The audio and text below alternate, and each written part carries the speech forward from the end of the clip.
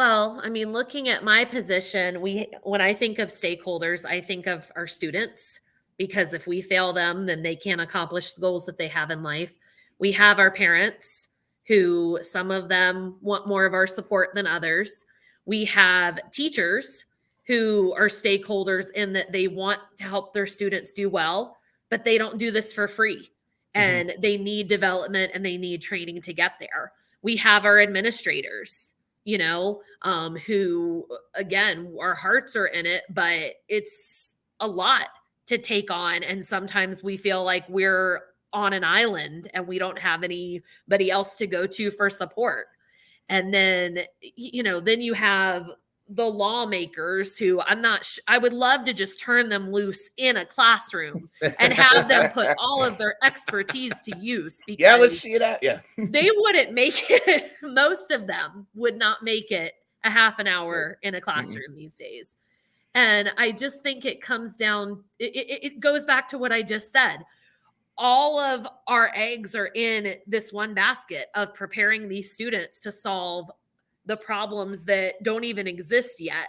And if you really think of it, I mean, I think all of us are stakeholders, but, then throw in taxpayers. You've got taxpayers who don't have kids going to the school that think things should be done one way. And if you let yourself focus on the different, being pulled all the different ways or trying to keep all the plates spinning, then you lose focus on what really matters.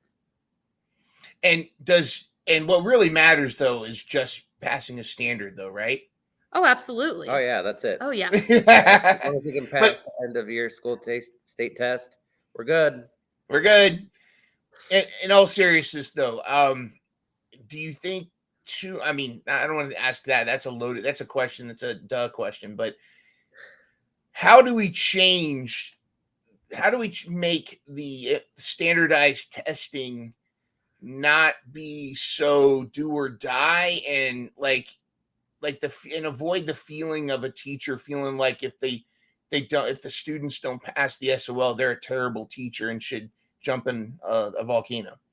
Are you trying to raise your hand? Yes, I am. He's raising his hand. You should call on him. I mean, what I've started to focus on instead of a raw score itself is student growth. Yes. I want students to measure up against themselves. Okay, where are you at in September? Where are you at mid-year in January? All right, let's set a goal. Where do you want to finish at the end of the year? And then now that we're there, how close were you to that goal? Did you meet your goal? Did you exceed your goal? And then celebrate it. Make a big deal about it, because these goals are invaluable to these kids. They could be even the self-confidence to these kids.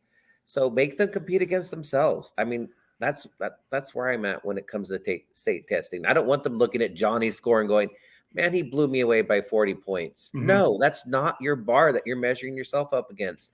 You're measuring against you like 4 months ago. And just continue to get better, because you're going to close any of those gaps as long as you keep doing your best, and don't give up, and keep reaching out for support, and keep asking good questions to either your peers or your teachers. Just keep doing your best. That was the most frustrating part of state testing for me, was up until the last year or so in Virginia Beach, we couldn't tell our kids how they did. Yeah. We didn't even know, but even if we did, we weren't allowed to say anything. And I wanted to beat my head against the wall, because it's like, that's not the primary goal, that you pass this test, but you did. And it's because you worked hard and I worked hard, and I want a chance to celebrate that with you. And we never got that satisfaction. And by the time they come back in September, it doesn't mean as much, they at moved on. And I've never understood why we are told, you have to differentiate. You have to individualize instruction. You have to use diagnostic and benchmark assessments and figure out exactly where your students are, and provide remediation and intervention and enrichment for those who need it, so that we can measure your success or their success by the exact same test. Yeah. Catch full episodes of the Educators podcast every Thursday at 4 p.m.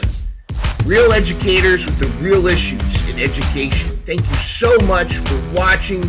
And, of course, take care of yourself. Jeans passes. anyone who likes, shares, and comments on this video. Have a great week.